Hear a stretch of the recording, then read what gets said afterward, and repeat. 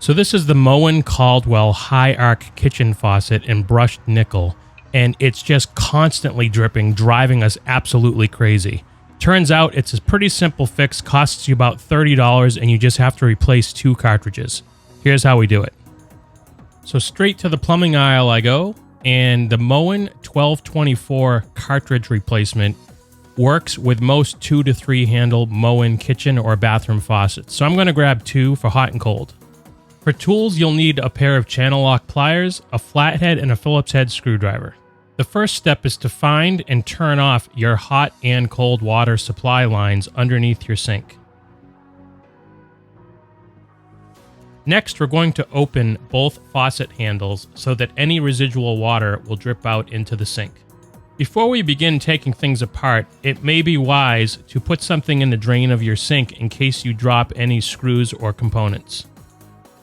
Using the tip of a flathead screwdriver, we're going to carefully pry off the cap on the top of the handle. Inside the handle, you'll notice a Phillips head screw. Using your Phillips head screwdriver, begin loosening the screw. Remove the screw carefully once it's been loosened. Using a firm grip, begin to carefully pull and lift off the faucet handle. Next, using our channel lock pliers, we're going to loosen the brass ring that is holding the cartridge in. Once loosened, you should be able to remove the ring by hand the rest of the way. So just to recap, we should have the cap, the Phillips head screw, the actual handle itself, and the brass ring that we just removed. Now, we're going to use our channel lock pliers again and carefully place it on top of the cartridge. And we'll then begin to carefully wiggle back and forth while pulling up until the cartridge comes out. And yes, I was surprised by the amount of water that came out, so make sure you have a towel nearby to clean up the excess water. So as you can see, this is the cartridge that we just removed, and it is quite dirty.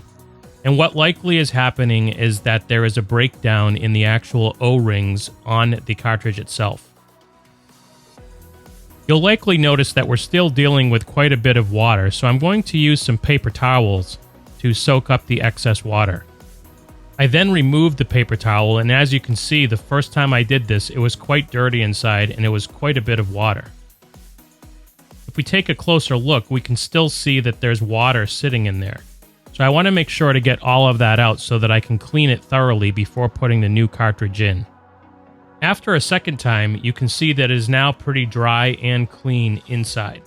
So what I'm going to do next is actually use some white vinegar with an old toothbrush, and we're going to just put some of the vinegar on the toothbrush and simply scrub the inside of the stem until it is clean.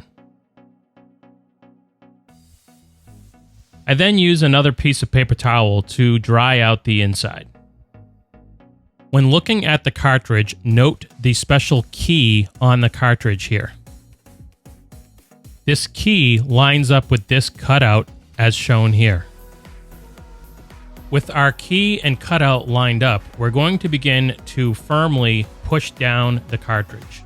You will likely need to use a moderate amount of force to fully seat the cartridge.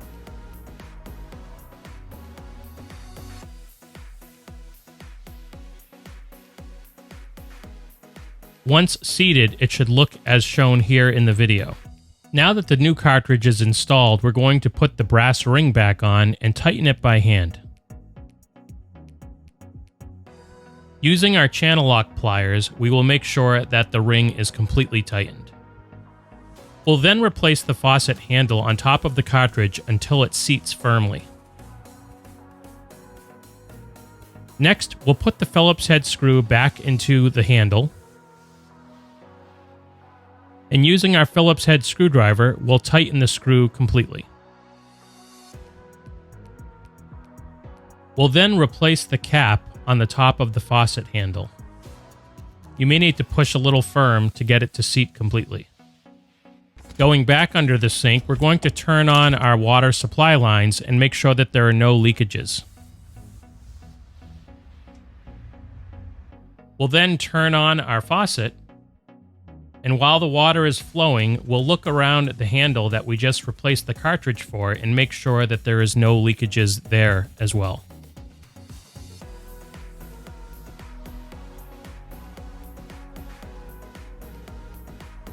And finally, for the moment of truth, I decide to take a simple metal bowl and I shut my water off and I placed the bowl in the bottom of my sink. And then I positioned the faucet over the bowl. And you notice that the dripping has stopped and the bowl is dry. And if we go up and look at the faucet itself, the faucet is also dry.